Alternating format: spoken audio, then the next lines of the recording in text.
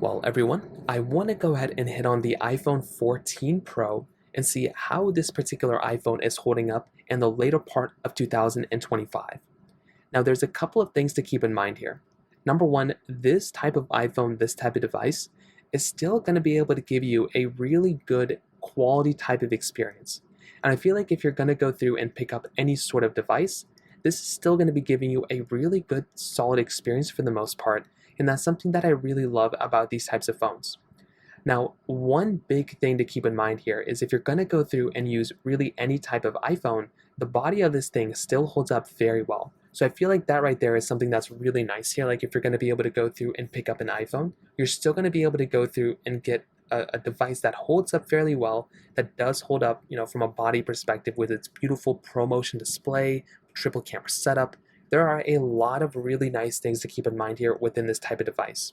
When it comes down to a software perspective, this is also some stuff that actually kind of is some big stuff to keep in mind here too. Number one, this is a very, very good device. It still is giving you a good type of experience, but a really big fundamental thing to keep in mind here, you have two different versions of software to install, iOS 18 or iOS 26. I think for iOS 26, the case to be made there, it's a good software update, right? It's giving you a lot of cool little things inside.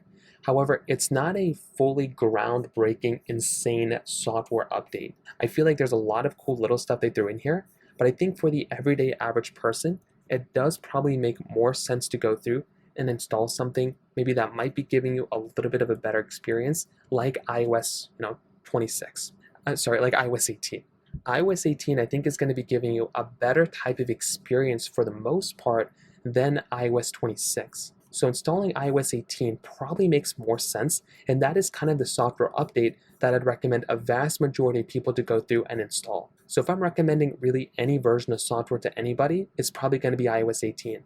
There's going to be significantly less lag, there's going to be significantly better type of performance, and the battery life is going to be significantly better inside of iOS, 18 as well. So from that side, I would highly recommend sticking on iOS 18.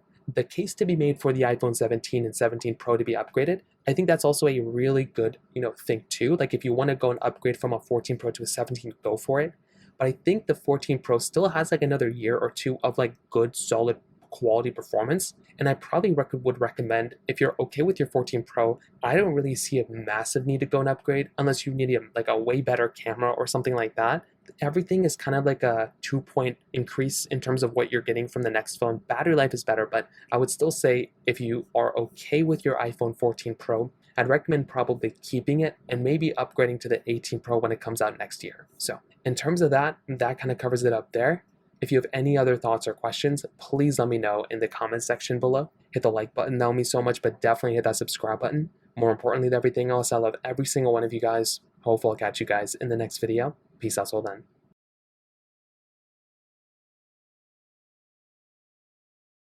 then.